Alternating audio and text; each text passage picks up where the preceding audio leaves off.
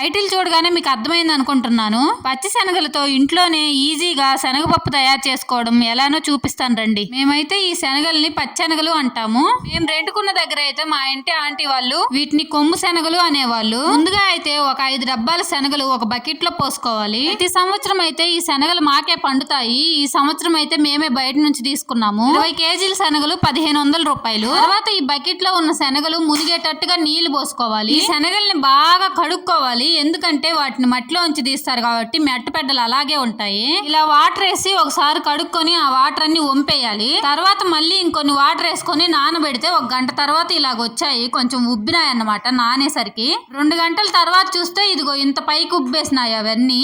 ఇప్పుడు ఈ శనగల్లో ఉన్న నీళ్ళంతా వంపుకొని మళ్ళీ ఇంకో 2 డబ్బాలు నీళ్లు పోసుకొని మళ్ళీ వంపుకోండి. నేనైతే చెయ్యడ్డం పెట్టి ఇలా వంపేసుకున్నాను. మీకు చేత కాకపోతే చిల్లులు డీస్ పెట్టుకొని ఆ చిల్లులు డీస్ లో వేసుకోండి. నీళ్ళన్నీ వెళ్ళిపోతాయి.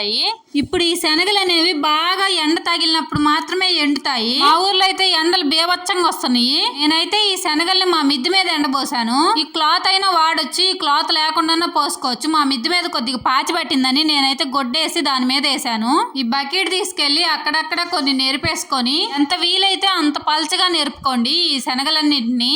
శనగల నుంచి పొట్టును వేరు చేయడానికి ఇది చాలా ఈజీగా ఉండే పద్ధతి. గింజ అంటుకుంటే పర్లేదు కానీ మరి ఒకదాని మీద ఒకటి పడి అలా ఉంటే మాత్రం సరిగా ఎండవు. సరిగా ఎండలేదంటే శనగపప్పు మాత్రం సరిగా రాదు, పక్కు అంటుకొనే ఉంటది. ఆ పక్కు అంటుకోకుండా ఉండాలంటే ఎంత పల్చగా వీలైతే అంత పల్చగా నిరుపుకోండి. ఈ శనగలు ఎండడానికి నాకైతే 2 రోజులు టైం పట్టింది. అంటే నేను ఈ రోజు పొద్దున 11ంటికి పోసినట్లయితే రేపు సాయంత్రం 3 గంటల వరకు నాకు టైం పట్టింది ఎండడానికి. ఈ శనగలను అయితే మేము సంక్రాంతికి ముందు ఎండబోసాము. ఈ పప్పుతోనే కారాలు చేసుకునేది మేమైతే శనగపప్పు గాని శనగపిండి గాని ఇంకా బయట కొనాల్సిన అవసరం అయితే ఉండదు.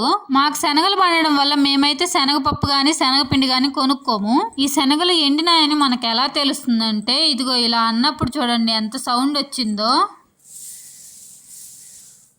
మనం చేత్తో అలా అన్నప్పుడు అవి గలగల అని సౌండ్ వస్తే అవి బాగా ఎండినట్టు ఇంకా తీసేసుకోవడమే. ఈ శనగలను అయితే ఇంకా నేను కిందికి తీసుకొని పోతున్నాను. ఇసురురాయి అంటే మీ అందరికి తెలిసే ఉంటది మాక్సిమం. ఇసురురాయిలో పోసుకొని ఇసురుకోవడమే, ఇంకేం ఉండదు ఆడ.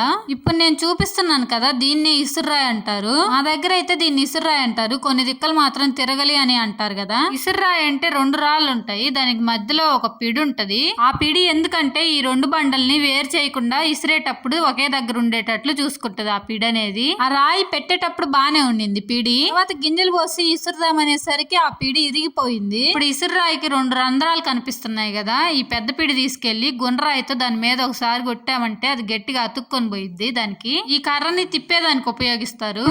కొద్దిగా ఆ పిడున్న దగ్గర గింజలు పోసుకుంటూ ఇసురుకోవాలి. మధ్యలో ఇలా ఇసురురాయి పై బండన అనేది ఎత్తుకుంటూ ఇసురుకోవాలి. అలా ఎందుకు ఎత్తాలంటే ఈ శనగలు పోసి అలాగే ఇసురుతా ఉంటే అవి బ్యాళ్ళు కాకుండా పిండి అయిపోతాయి.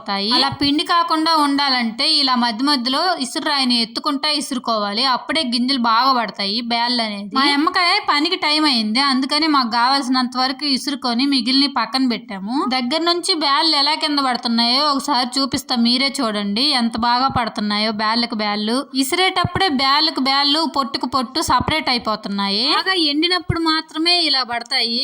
మొత్తం ఇలాగే ఇసురుకోవాలి. ఇసురుకునేది అయిపోయిన తర్వాత ఆ రాళ్ళు పక్కన పెట్టుకోవాలి. తర్వాత చాట్ అంటే మీకు తెలిసే ఉంటది కదా, బియ్యం గానీ లేకపోతే ఏమైనా గింజలు గానీ చెరుక్కోవడానికి ఉపయోగిస్తారు దాన్ని. ఇసురిన గింజల్ని ఆ చాట్ లోకి ఎత్తుకొని బాగా చెరుక్కోవాలి. మా అమ్మ చూడండి ఎలా జరుగుతుందో. ఈ గింజలు చెరగడానికి కూడా చాత అయి ఉండాలి. మా అమ్మ చెరిగేటప్పుడు ఆ పొట్టంతా పోయి కింద పడిపోతుంది. మేమైతే ప్రతిసారి శనగబ్యాళ్ళు ఇలాగే తయారు చేసుకుంటాము. శనగబ్యాళ్ళు ఇలా తయారు చేయడం మీకు ఎవరికైనా తెలిసినట్లయితే ఖచ్చితంగా కామెంట్ చేయండి. వీడియో గనక మీకు నచ్చినట్లయితే ఖచ్చితంగా సబ్స్క్రైబ్ చేసుకోండి.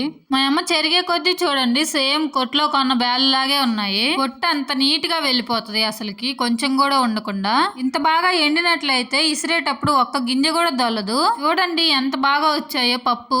కొన్న శనగపప్పు లాగే ఉన్నాయి కదా.